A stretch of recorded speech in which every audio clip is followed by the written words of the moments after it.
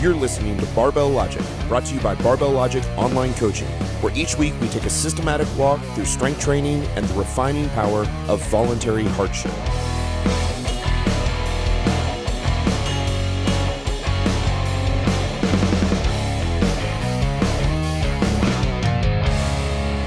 Welcome to the Barbell Logic Podcast. I'm Scott Hambrick, and that's Matt over there. And today, Heyo. today I'm it's here. question and answer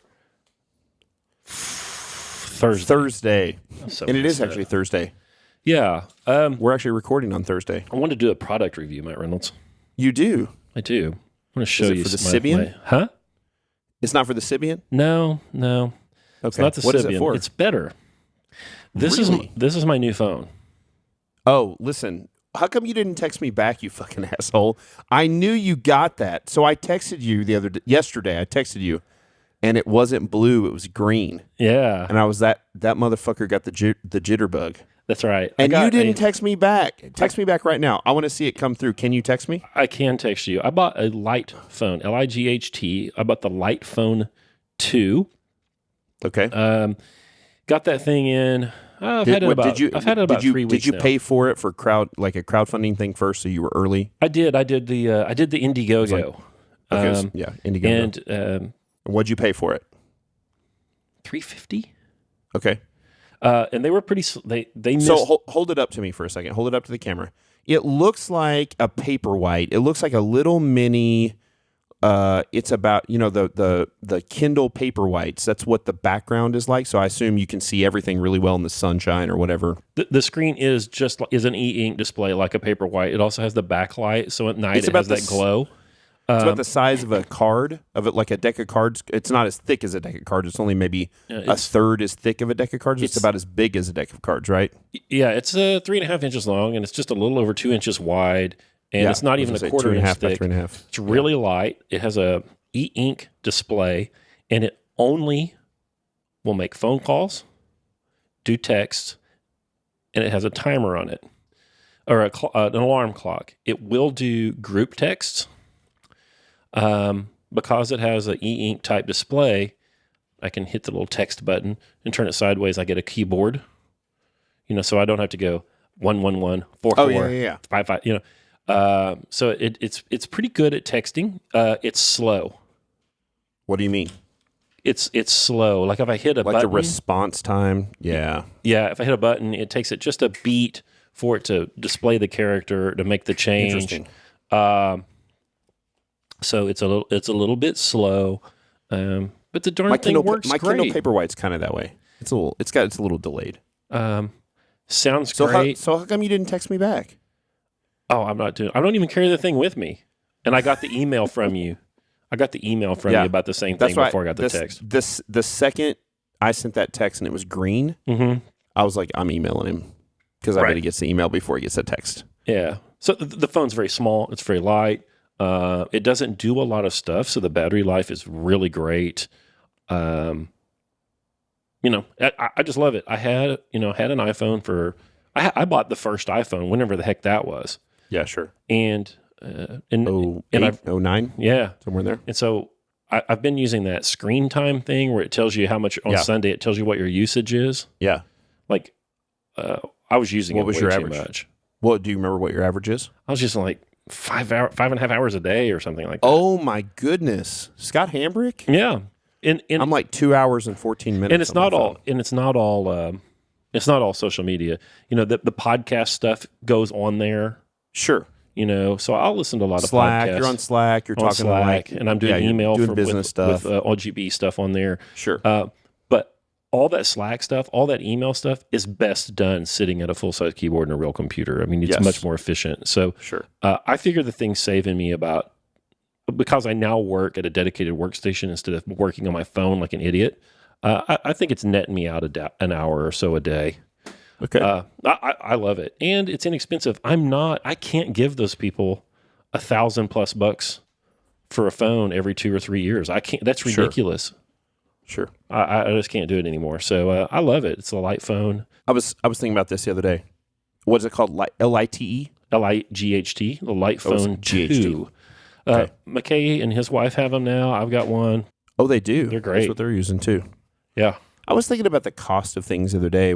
Actually, I was on vacation, and I'll just tell her, but we were in Hawaii, and it rained like 6 days in a row, and the food is so expensive in Hawaii. I mean, like not nice restaurants, and you would get a meal for four, and I mean like 4-ounce piece of fish and rice and veggies, and the girls get virgin Mai Tais or something, and Rachel and I get one alcoholic drink, and it'd be $225 for the ticket, and then you'd have to tip, and it'd be like $260, And I'm thinking like $260 for a meal, and then I was thinking about like the tennis shoes I'm wearing.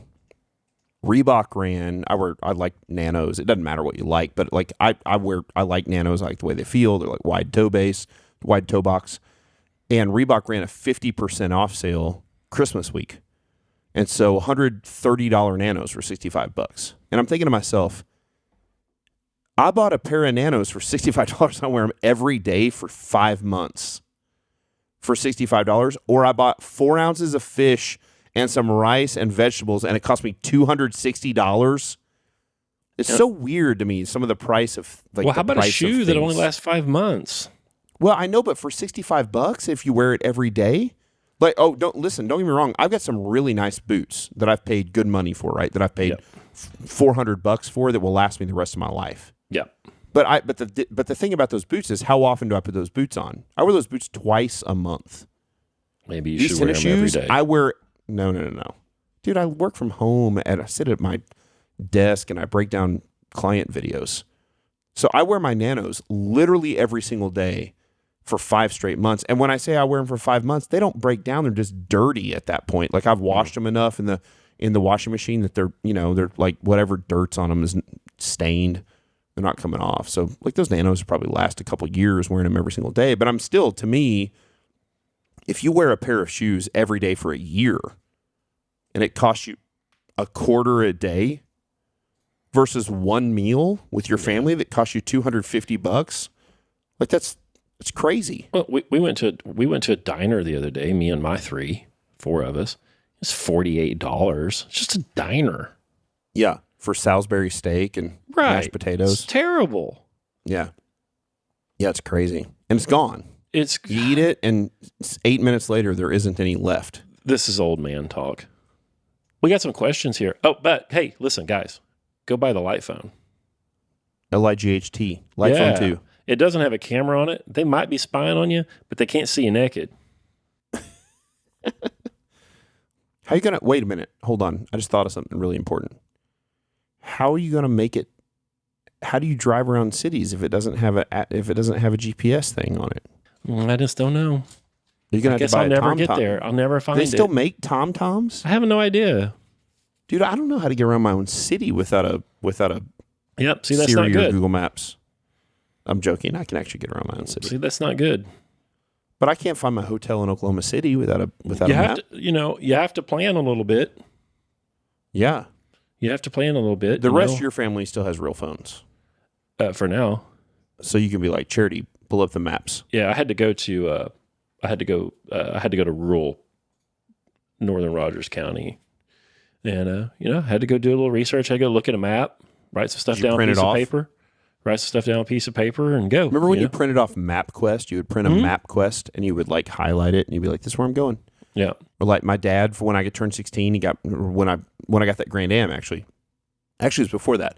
When I had the Chevy Nova, my dad gave me this sweet gift, that Rand McNally map. Yeah. And a city map he gave me. Rand McNally doesn't make city maps anymore.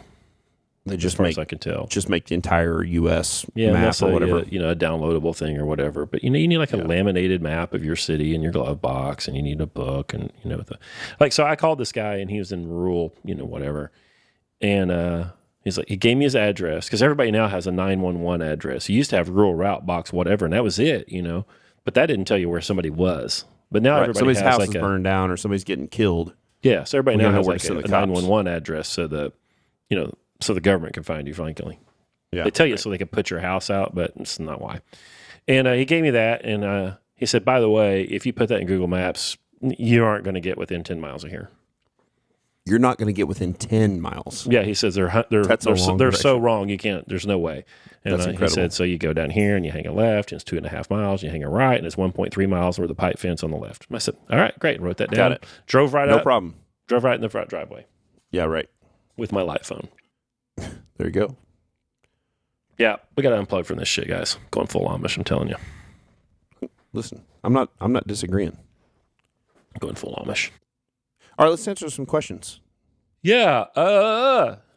Somebody whose name I cannot pronounce and do not care to pronounce says, thank you for the new starter series that was in October on barbell training. It makes it easier to spread the word, and I can point people to short informative podcasts. Let me put my eyeglasses on. Also, a big thanks to Patrick Yeomans for the great coaching. There you go. Hey, way to go, Patrick. He says, one of the recent podcasts we mentioned lifting and hemorrhoids. He said, I got an impression that it's unavoidable if you're performing at high level in strength sports. How strong can you be before getting into trouble? Listen, guys, I don't know. Yeah, I don't know. It's genetic. That's really what we said, right? It's like a hernia. If you're going to get them, you're going to get them. If you're going to get a hernia, you're going to get it. If you're going to get hemorrhoids, you're going to get it. You're going to get it doing a hard sneeze or a hard cough or something like that, or a heavy squat. And so a heavy squat or heavy deadlift may exacerbate that problem, speed it up a little faster. Yep. If I had to get an appendectomy at 27 instead of 47, I would rather do that. If I theoretically had to get a hemorrhoid fixed, 10, 12 years earlier. Yeah, don't worry about it. It's not the end of the world. It's just no big deal. I don't want you to get one, but you'll be okay. Yeah, it'll be all right. You'll be okay. And you ask, what can you do to prevent it? What's the way where it happens? I don't know that you can prevent it. I don't know there's a better way to solve it than another. You want to brace yourself in such a way that your rectum doesn't go out on a stem like Mr. Crab's eye, right? So kind of pay attention to what you're doing. But what I would really do is nothing you can do. If you had like a workout partner, you could have put their thumb over it, or just what you could do is you could try different styles of Valsalva and have them videotape your butthole in the bottom of a squat. I like my idea. And you could be like, which at what point does it protrude the most? Yeah. Oh my God. I had to poop on an airplane the other day. Yeah, I do that. I do that out of spite. It's so because of how bad the service is. You know what? I'm going to go do this right now. Yeah, but the problem is I can't. How do you get to yourself? It's not the pooping part; it's the cleaning part. I carry a telescoping baton, and I duct tape like an O-Cedar kitchen sponge on the end of it. You just tape that in your backpack. Yeah. Do you walk and you just walk down the aisle with that, and you're like a conductor, like conducting like music, and then you walk in and then you use that to clean. Isn't that what you do? So I walk. Every single airplane that comes out of Springfield is the 3 seats across. I'm not talking about 3 seats per side, like an Embraer. I'm talking about the 1 and the 2. Right? So it's 1 on the right and 2 on the left. And we had a really early flight out, and we actually have a really nice coffee like a local organic coffee place in the airport here. And so I had a big coffee, and of course, literally as we're taxiing for takeoff, it hits me. Rumble. Yeah, the coffee poops. And I got up the second I don't even know that the ding, like we were up in the air for like 65 seconds, and it didn't even ding that we were at 10,000 feet. I've flown enough. I'm like, they're not going to come after me. And so I stood up and started walking back there. And I walked in the bathroom, and they had the little alcohol moist towelettes for your hands, the Germex wipes. And I was like, ooh, excellent. And so you use 438 of those. Oh yeah, tons. But I mean, what else are you gonna use? They're like single a ply toilet paper for a 9mm. Yeah, right. So of course that would work too. By the way, a cleaning rod. Yeah, those would be for like a 12 gauge. You could just that would work well. Yep, and there you go. It's problem solved. There you go. Christopher says he sends us this damn question. Excellent. Thanks for making the podcast each week. Thank you, Christopher. He says, I've read on online forums how important it is to eat a big protein-rich meal within a half hour after finishing a training session. How important it is to make sure you eat within a certain time frame after a session. He asked because he's bad at planning the logistics of his meals and so on. Dude, I don't think, unless you're like a physique athlete that has got your stuff dialed in and your body fat is mega super low and you literally have a stage opposing event, whatever, in like 4 to 6 weeks, I think it's completely irrelevant. What do you think, agreed. Reynolds? Totally agreed. I had heard Dr. Sullivan once say his entire philosophy of nutrition was carbohydrates before training, protein after. That was the whole thing. He was like, look, man, make sure you got enough fuel for the workout. Yeah. And afterwards, like, I don't know, some protein. Do you need it? Is there a 15-minute anabolic window? No. That's blown that shit out of the water. It doesn't matter. So no, you'll be fine. Now, there probably is part of this where like, dude, you got a plan to make sure that it's hard. Here's what you and I would both say that the vast majority of men need 250 grams of protein a day. And you certainly need 200 grams of protein a day. Listen, right? Let me tell you protein. And if you don't plan, you can't get that much. I have been neglecting it. I have been working. I have not been in the house. I've been all over the place. I've been doing OGB stuff, blah, blah, blah, blah, blah, blah. And I've neglected my protein badly, my protein intake badly. My training is awful. Over the last week, I've gotten it back where it needs to be, and I'm doing okay, and the training's heading back up. I was detraining bad. Not only was I detraining badly, I felt like I had been run over by a car. Yeah. I squatted 290 for 3/8, which is not any fun. That sounds gross. But it's not terribly not heavy. Not 8 threes, but 3/8? For 3/8. Gross. Because I was like, here's what I did. I was like, I'm going to do this for 5/5s. So I'm like, screw that. I'm going to do 3/8s. I'm going to rack this stuff. I'm going to the house. You know that game we play sometimes. Sure. And I did that stuff. I was sore for 5 days.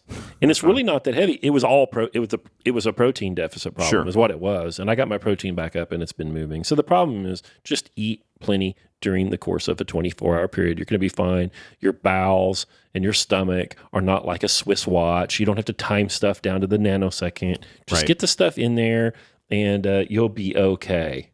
Michael says, big fan. I've been listening to the podcast for about 1.5 years, and we are his commuting companions. Thank you. He says, I don't know about this, Michael. Barbell Logic is easily one of the best podcasts available on any topic, he says. There you go. He says that the combination of content and levity are rare. So thank you, man. I provide the content. Scott provides the levity. When you don't step on my jokes. Yeah, I'm sorry. That has now become some of the comedy. He says in episode 114, whoa, okay. So over 50% of the way back. Yeah. He says, you talk about accessories and how supplemental lifts are pretty much all that's needed to the lower body. Yeah, okay. I understand. Okay. However, at some point, are there not some other options for the lower body that can help with weak points? He says his squats seem to be stuck. He's doing volume work with safety squat bar, pause, tempo squats, blah, blah, blah, blah, blah. Dude, he says, okay, he's 33. He's 6'1". He weighs 235. Sounds pretty good. His squats training age is about 2.5 years, and he's squatting 4 times a week. Or he's no, I'm sorry. Heavy? He's programming. He's training 4 times a week. Pressing 195 for 5, benching 290 for 5, squatting 410 for 5, deadlift for 515 for 5. Those are all really great, particularly that body you're weight. really strong. Really. So the question is, will accessories help you? So I guess the question is, what do accessories do? Accessories add volume without adding tremendous amounts of stress, and therefore they tend to do a pretty good job at adding some hypertrophy, right? Yep. That's sort of what bodybuilders do, is they add some hypertrophy. And so at the point you're at, could you do some accessory movements to add some hypertrophy to your legs so that you have bigger and more contractile tissue to contract and produce force? And the answer is yes. And what are some of our favorite accessory lower body movements? I like a glute ham raise. I like a leg press. I like a really heavy prowler, not a prowler for conditioning, but like loaded up with like 800 pounds and drag it real heavy, or push it real heavy. I like those. I like a reverse hyper.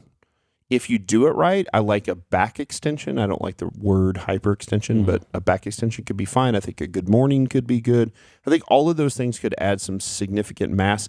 I think even like a hack squat could be okay. Leg press is probably the first thing I would do to get some additional hypertrophy in the legs. But I'm going to read down here a little bit farther. You ain't wrong, Matt. Okay. But I read down here a little farther. He says, do I need to tweak programming? I'm currently doing squat work 1 time a week as my second lift after a heavy deadlift.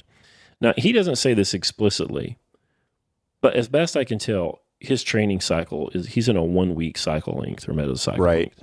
Right. And you probably he's need only some of squatting these once, other and things. he's squatting twice, and he's squatting after a deadlift. For volume. His volume squat is after probably his intensity deadlift, right? But so is he doing an intensity squat, I assume, a second time? He doesn't say. But you assume that's true? Yeah, I'm going to assume that's true.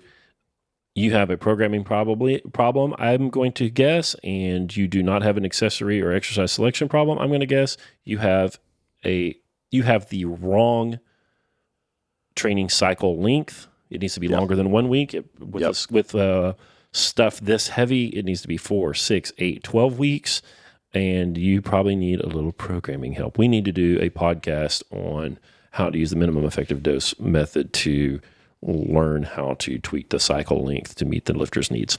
Sure. And that's what Michael needs. So listen, I'll help you with that. You have to request me when you want to go get coaching, though. There you go. There you go. Brian says, I miss seeing your mugs during your podcast on YouTube. Any chance you will start taping them again? No.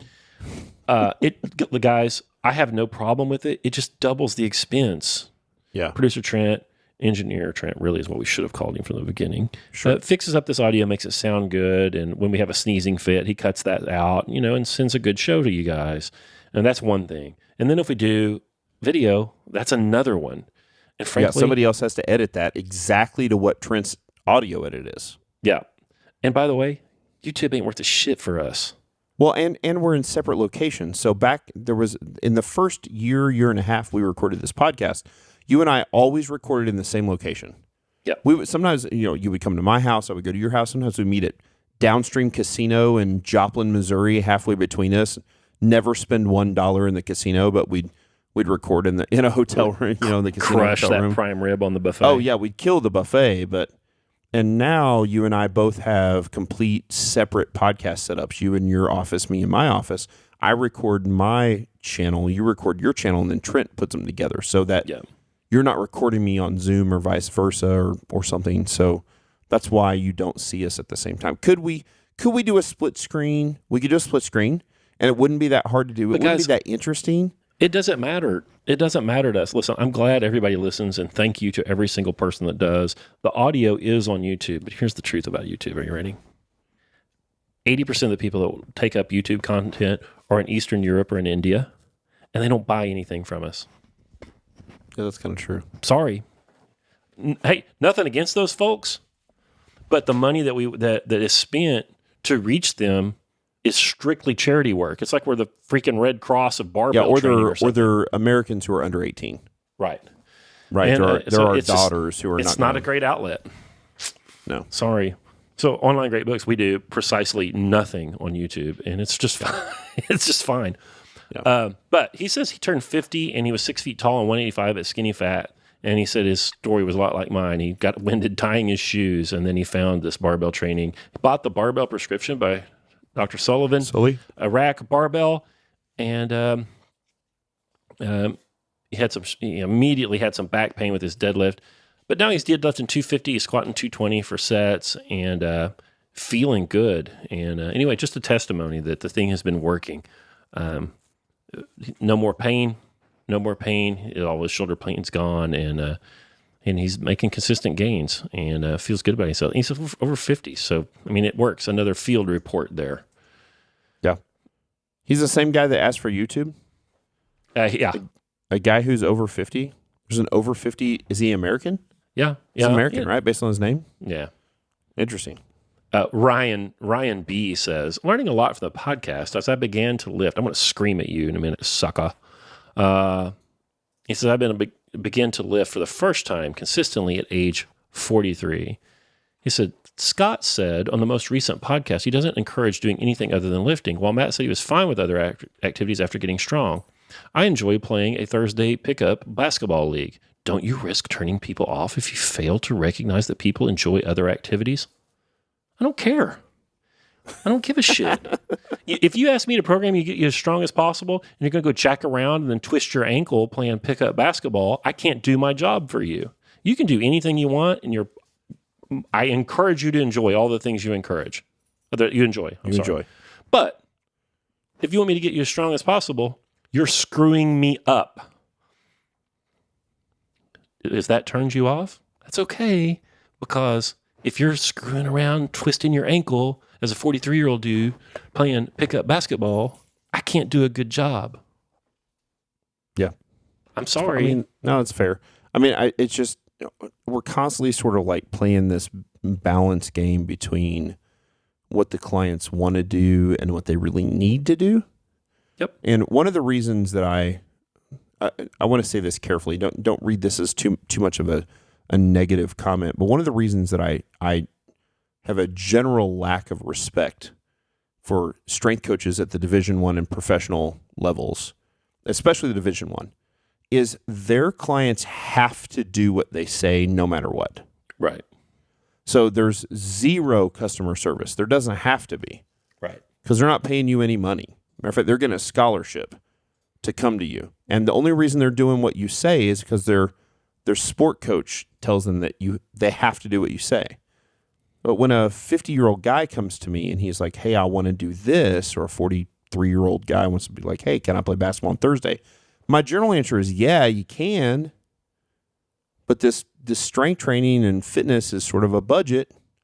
That's exactly and what you're right. doing is you're taking some of that money out of the strength training coffers and you're putting it in the basketball coffers. How important is it? Now, if you're strength training just so you can be better at men's league basketball, dude, I get it. Play men's league basketball, it's fine. But if the goal is to get stronger and that's the number one goal, then you got to give up some of that other stuff. That's part of the deal. So there is a balance between the two. Of course, you can't have your cake and eat it too. And when you want to do all the things, there's no such thing as a free lunch in nature, and you are a part of nature. And by the way, I don't lose clients. The only way I lose clients is if they put their mom in the nursing home and they have to go take care of mom and they can't train anymore. They lose their job and they can't afford it. That's why I lose them. So, I take good care of them, but I make it absolutely 100% clear that if, especially an older man and you're 43, that if you want to do something else, you're putting yourself at risk at not being good at either one of them because you ain't young. And I make it completely clear. Instead of jack of all trades, master of none, it's jack of two trades, master of none. Yeah, you're going to get older, it doesn't even have to be jack of all trades. It just has to be jack of multiple trades, if there's even two. Yep, you go play your pickup basketball thing, a guy scratches your cornea. No, really. Hey, listen. I know. I've had a scratch cornea. It's painful. You hang your finger in the net and break your finger, turn your ankle, all this stuff. You can't deadlift. You can't whatever. You detrain. You detrain quickly because you're 43. And I never got you strong in the first place because you're fucking around playing basketball on Thursday nights and you're afraid to weigh 225 because of your jumps. It's a big problem. And I help people do what I can. I help them as best I can. But they put us in this balancing act where nothing can be won. Sure. And so do I risk turning them off? Probably. Sure. That's a risk I'm willing to take because I'm a specialist. Hey, there are other coaches. And listen, I've got guys I help do that stuff. Our friend Sean Richardson was on the show. He's the Saxon Savage.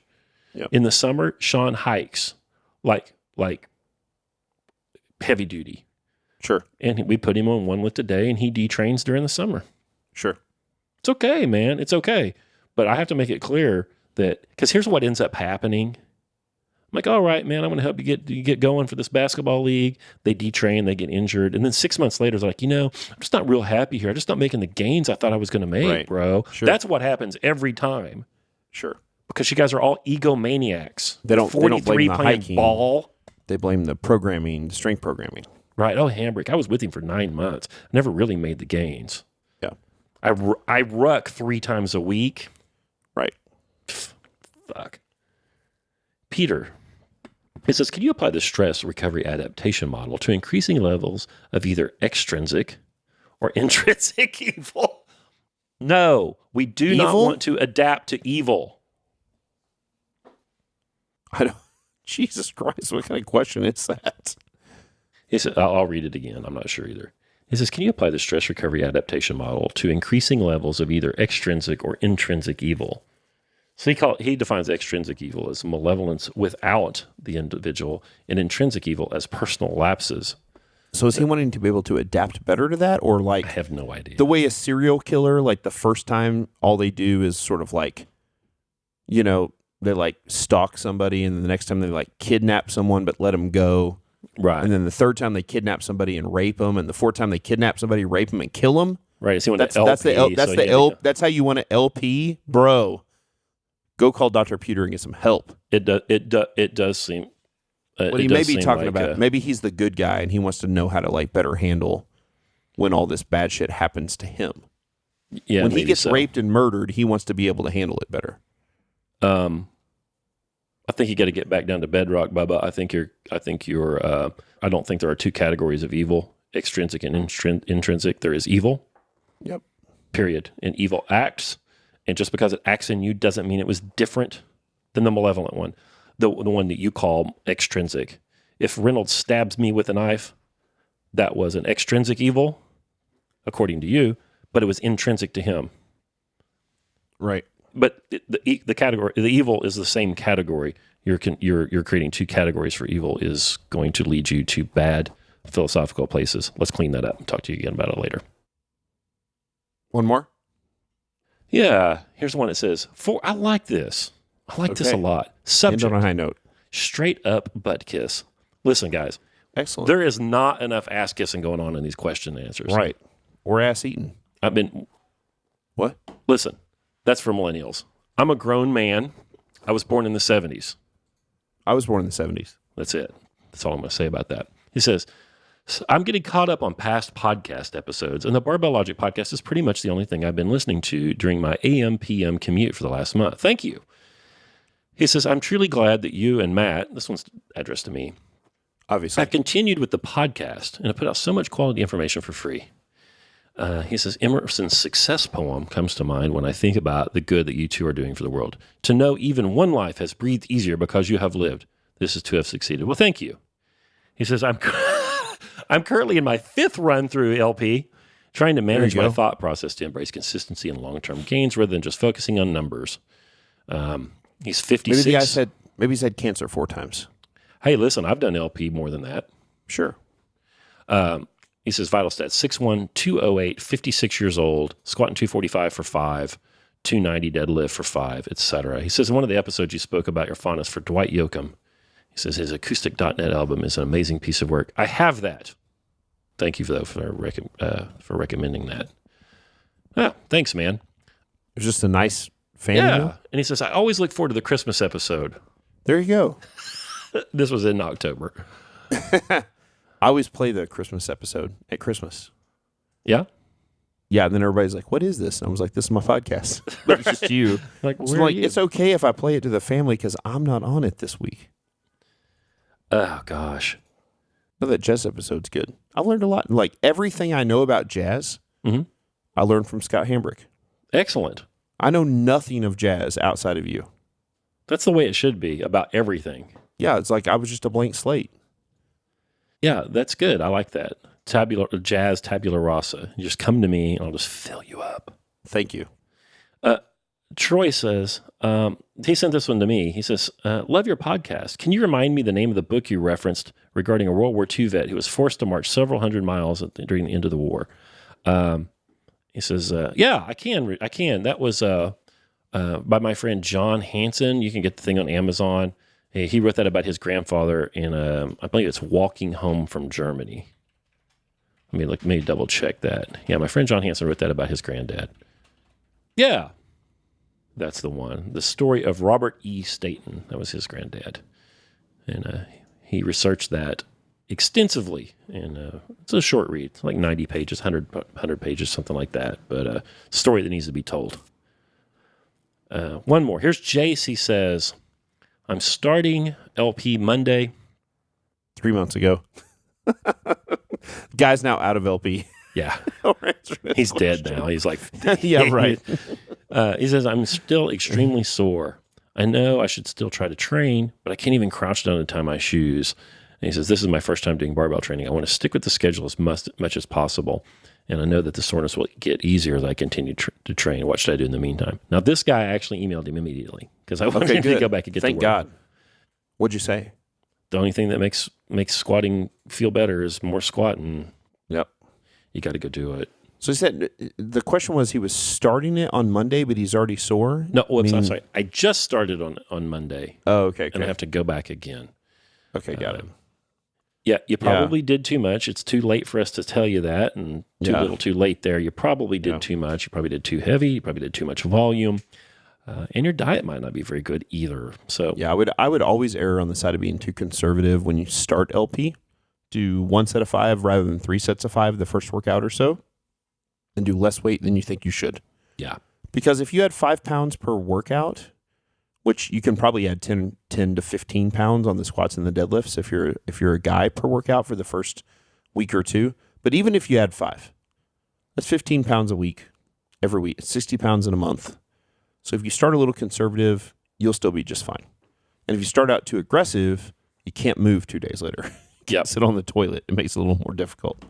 So yeah, if you're wrecked with soreness, I would go back and do the exact same weight actually the next day. Yeah. And then that you'll be surprised before you do your third set of squats, you'll probably feel better. Yeah. The first one will be terrible. They'll feel like there's sand in the machine. But before you get to your third set, you'll feel better. And I would just repeat that weight, and then you can go up. You can go up on the next session. Even slows fast, guys. Even slows. You know, it's funny. I started training my little brother again. So I want to have my little brother on the podcast soon. But my little brother is 37. He retired officially in October of this past year. So officially retired. Own a big software company. And so in that, as you remember, a little over a year ago, that process of sort of getting out is very stressful. So he didn't train at all for 4 or 5 months. He at one point was a really good power lifter back in like the early 2000s. So nearly 20 years ago when he was 18, 19, 20 years old, he was a good lifter. And rather than giving him a test workout, I had him press. And I was like, he can press 115 for 3 sets of 5. He missed it. He hit 5. He went like 5, 4, 4. And the next workout, I was like, just do 115 again. Right. Because the guy's been like a 400-pound bencher before, raw. It's 20 years ago. And but I mean, he's trained a little bit between now and then.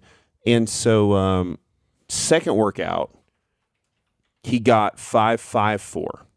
And I was like, God damn, this guy's like, I know, but that's not exactly how I want to start LP, is like missing. Right.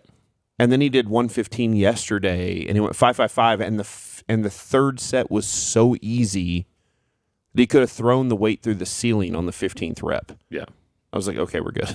So I was like, and I wouldn't have done that with somebody else. I would have just given him a normal test workout, but it was my little brother, so I did it. So you decided it's funny. I mean, he still adapted. He did 1 more rep each workout, and now here he is 3 workouts in, and it's super easy. And now he's able to go up in weight. So what do you do?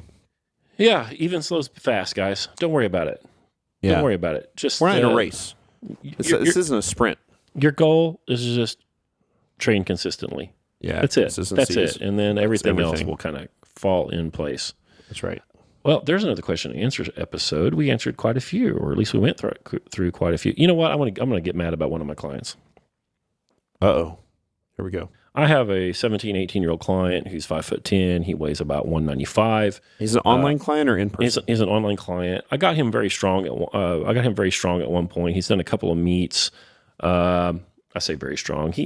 For his age and his size, he's doing pretty good. He doesn't do anything athletic. He's not playing football or anything like that. And he's hits his books pretty hard, and he trains. But he doesn't take good care of his nutrition. He's got a little athletic pubalgia. Right. He's got pain in his groin. He's not eating enough protein. I know he's not. His body weight's not going up. I can't get him stronger. Like, he missed 115 for 3 sets of 5 on his press the other day after pressing in the 140s and stuff for sets across, 7 months ago or something. I can't get the guy strong again because he won't eat. And he's like, don't you think we should have some more bench volume today? or this week. And I'm like, you don't eat enough to do what I program anyway. Like, I can't get you to do any work. You're just like precarious. You're like a ballerina. You like sniff French fries and things for dinner. Sniff them. You know? I'm like, you've got to eat. And he just won't do it. And he just won't do it. And so he missed I think it was either 110 or 115 for 3x5. He did that within weeks of starting LP. And now I've had him for a client for 170 workouts, and he can't do it now. And he's like, hey, don't you think I need a little bench volume? I'm like, no. You need a big spoon and like a lot of food. Right. He's like, don't you think I should add some accessory work in for upper body? I'm like, no, you can't. Not until you eat enough food to do this. Yeah. I left him an 8-minute audio rant. Excellent. That should be good. He's a good guy. Yeah, I mean, listen, it's hard. I get it. He's a good guy. I like him. You know, he was pulling in the high 4s for singles at meets, you know, after like 10 months of training. Right. He's doing good. And it's just been downhill since then. And everything hurts. And it hurts because he's malnourished, you know? Yeah. Yeah. He's like Gandhi, but he doesn't have a cause. He's just on a hunger strike for nothing. He's on a hunger strike for abs. No. That's it. He just wants those abs. Yeah. Got to eat, kiddos. Got to eat. And I don't want the guy to get fat. I don't. No, nobody does. I mean, I hate that that's become sort of part of this moniker. Like, we try to get people, we don't get people fat. No, it's like we don't let that happen. So if you get fat under us, you did something wrong. Yeah. I don't want to get fat, but he needs to gain a few pounds. And he has a 33-inch waist, 198 pounds. Seriously, he's just jacked. I watch his videos, and there'll be girls in the corner, like in the background of the videos, and they're just like watching him deadlift. He's a good-looking kid, square-headed. He looks great. He's lean, all veiny. Yeah, failing 115 presses. It's the lost opportunities. And then all the old men clients I get is like, boy, I wish I'd hit the groceries and nailed this stuff down when I was 18. And he's over there sniffing those French fries. Oh, I can't. It's decadent. Right. Is he an American or an Englishman? This food's too rich. Well, he lives in Berkeley. Oh, well, so he's not an American. Nor is he an Englishman. He's sort of down the totem pole a little bit from both of those. Oh, God. There's sort of like America east of the Rocky Mountains. Is there America east of the Rocky Mountains? That's us. We're east of the Rocky Mountains. I'm sorry, west of the Rocky Mountains. So no, that's what I'm saying. There's like America east of the Rocky Mountains, and then there's like Western Canada. I don't think there's a lot of America within 50 miles of salt water. I mean, I would say like Louisiana and Biloxi, Mississippi. Yeah, but a lot, I mean. Right, I get it. Down there in the Gulf. Don't at me. Those Gulf people they're tough. They're tough sometimes. Yeah. And then you got like Western Canadians just below. They can be tough. You're from Calgary. Yeah. You can kick some ass. Yeah.